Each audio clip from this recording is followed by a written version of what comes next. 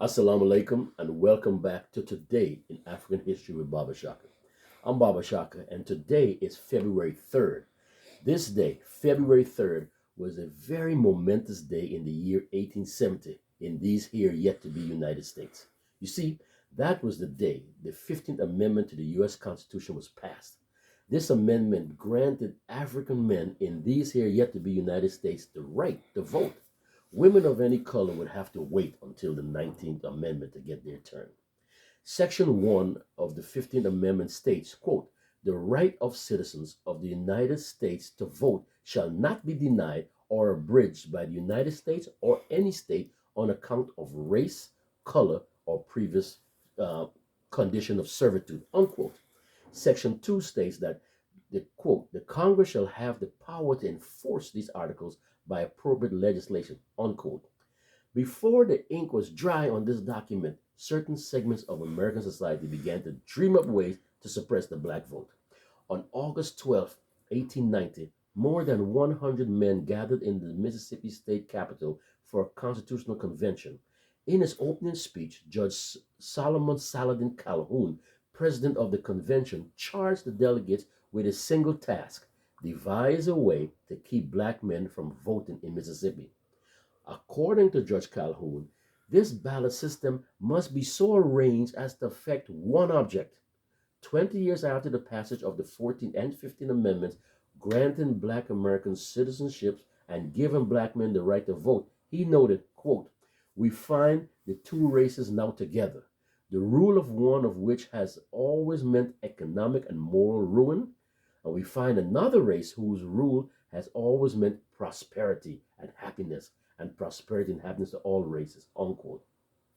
These words ushered in 75 years of systematic voter suppression in the United States, marked by poll taxes, literacy tests, and violence directed towards black people who attempted to vote. But this wasn't the first time in U.S. history that those in power have disenfranchised others who they feared were the rest of the way, nor was it the last. Voter suppression once again became part of the National Convention in the 2020 presidential election. Ex President Donald Trump drew criticism last August when he acknowledged he opposed additional funding for the U.S. Postal Service because a lack of resources would impede voting by mail during the coronavirus pandemic. Quote, that means you can't have universal mail in voting because they are not equipped to have it, he said. Trump has falsely claimed that mail in and absentee voting are rife with fraud. Though studies have repeatedly found voter fraud is rare in the U.S., a panel established by Trump himself to investigate voter fraud was disbanded in 2018 after it found no evidence. What exactly is voter suppression? How has its methods changed over time? It started with the founding fathers' fateful decision not to enshrine the right to vote in the U.S. Constitution. In 1787, the founding fathers wrestled over how to address suffrage in the U.S. Constitution. At the time, voting was restricted to wealthy white male landowners. The framers debated whether it should be extended to commoners who had joined arms with them in the American Revolution, but who might overrule their interests. Ultimately, the question was pushed onto the states in Article 1, Section 4 of the Constitution, which declares, quote, the times, places, and manner of holding elections for senators and representatives shall be prescribed in each state by the legislature thereof. But the Congress may at any time, by law, make or alter such regulations, unquote. American University historian Alan Lichtman writes that this decision had profound lasting consequences for American democracy. By not giving U.S. citizens an explicit constitutional right to vote, the founding fathers effectively decoupled voting rights from citizenship and denied those whom states barred from voting any resources through the federal government. In the years that followed, voter requirements varied widely according to the whims and prejudices of individual states. While most expanded eligibility at first and ultimately provided near universal suffrage for white men, states began to impose new restrictions. In 1800s, only 5 of 16 states had instituted white-only voting, yet from 1802 onward, every new free or slave state to join the Union, except for Maine, banned black people from voting.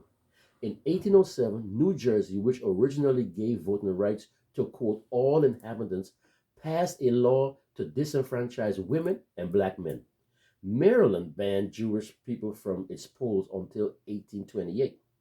When the Civil War ended in 1865, however, the federal government waded back into the issue.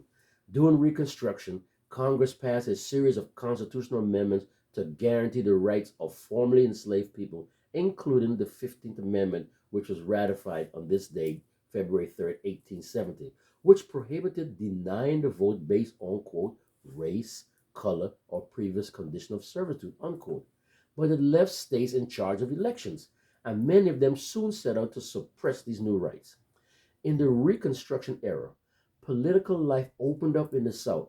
Though women were still unable to vote, as were many immigrants and Native Americans, black men gained power in some parts of the South. Mississippi even sent two black men to the U.S. Senate as representatives of the Republican Party, of which black men formed an overwhelming majority in the South. White Democrats tripped out at this loss of control. In 1875, Mississippi Democrats launched a campaign of intimidation at the polls that succeeded in restoring white Democrats to power in Mississippi by 1881. Hoping to keep it that way, they convened a state constitutional convention in 1890. As historian Dorothy Overstreet Pratt writes, Democrats wildly admitted the convention was designed to circumvent the 15th Amendment, leveraging the state's power to determine how and when elections should be held. The new state constitution instituted tactics such as poll taxes and literacy tests designed specifically to shut out black voters to whom they denied the education and economic opportunities needed to clear these hurdles. The convention's lone black delegate, Isaiah Montgomery, a member of a wealthy and well educated family, chided his colleagues for their rigid racial views, but ultimately delivered a speech in support of their efforts, which Overstreet Pratt noted was the most puzzling aspect of the convention, but might be attributed to his family's wealth and status. Black people get rich, they act crazy. Within about 5 years, the other southern states followed Mississippi's lead and enacted their own restrictive laws known as Jim Crow laws, which they paired with continued violence and intimidation to suppress the black vote. These tactics worked. By 1892, Mississippi had cut the percentage of eligible black men who were registered to vote from more than 90% to less than 6%.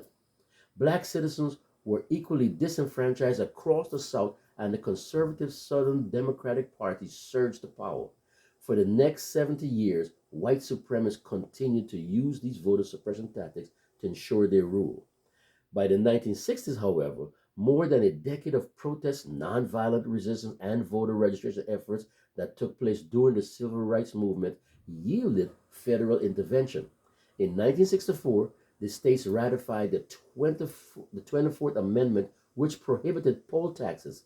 Then in 1965, the Voting Rights Act barred the remainder of the voter suppression tactics that states had been using and established federal oversight over localities with histories of voter discrimination. In the decades after the Voting Rights Act was passed, the U.S. government took further action to ensure citizens' rights to vote, from protecting the rights of voters who didn't speak English to making polling places more accessible to the elderly and people with disabilities. Yet, voter suppression has become an increasing point of contention in the last 2 decades as state legislatures institute new rules for running elections and as federal oversight has been eroded. After Democratic President Lyndon B. Johnson signed the Voting Rights Act, Southern Democrats bolted in great numbers to the Republican Party, and the political parties realigned. In recent decades, Republican-led state legislatures nationwide have introduced a variety of new restrictions, which makes it more difficult to cast a vote. Some require voters to first obtain identification or proof of citizenship. Others purge inactive names from the polls of registered voters, and still others have shortened early voting periods or limited access to absentee and mail-in voting. In 2013, the U.S. Supreme Court rolled back a key provision of the Voting Rights Act, a provision that gave federal authorities oversight of districts based on their histories of voter discrimination, which had long prevented such regulations. States argued these measures are designed to reduce election fraud, and ex-President Trump too claimed that he was concerned about electoral fraud, though in March 2020 he said one of the reasons he does not support the vote by mail is because he believes wider participation means, quote, "you'd never have a Republican elected in this country again," unquote. While some believe mail-in voting and other policies that increase voter turnout benefit Democrats, a recent Stanford study found it does not advantage either party.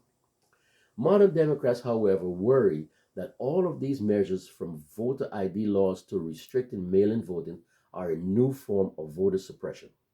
In 2018, the bipartisan and independent U.S. Commission on Civil Rights released a comprehensive report declaring that these procedures, quote, "wrongly prevent some citizens from voting and have a disparate impact on voters of color and poor voters," unquote.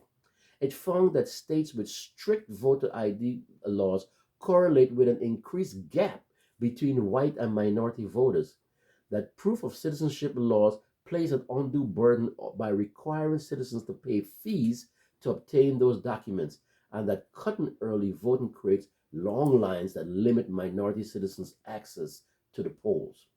As lawsuits challenging these restrictive practices wound their way through the courts, the Civil Rights Commission urged Congress to restore the Voting Rights Act federal oversight. The right to vote is the bedrock of American democracy, the report noted, adding, racial discrimination in voting has proven to be particularly pernicious and an enduring American problem. So, even though the 15th Amendment guarantees the right to vote for all citizens, that reality has yet to be manifested. Once again, I would like to give a special shout out to President Baba Mosi and the sisters and brothers of the Woodson Banneker Jackson Bay Division number 330 UNIA ACL Rehabilitating Committee. That's the Universal Negro Improvement Association, originally founded by the Honorable Marcus Messiah Garvey and the African Committees League, who are helping to promote these daily lessons on their Facebook pages. Our goals are the same, and that is to enlighten African people of their glorious history. To those of you who support us by becoming subscribers, we thank you wholeheartedly. To you who have not yet made that leap, we invite you to do so. Just hit that subscribe button and whammo, you're in. But also, please like and share, especially with the young amongst us. So, until tomorrow, inshallah, this is Baba Shaka with Today in African History. Masalam.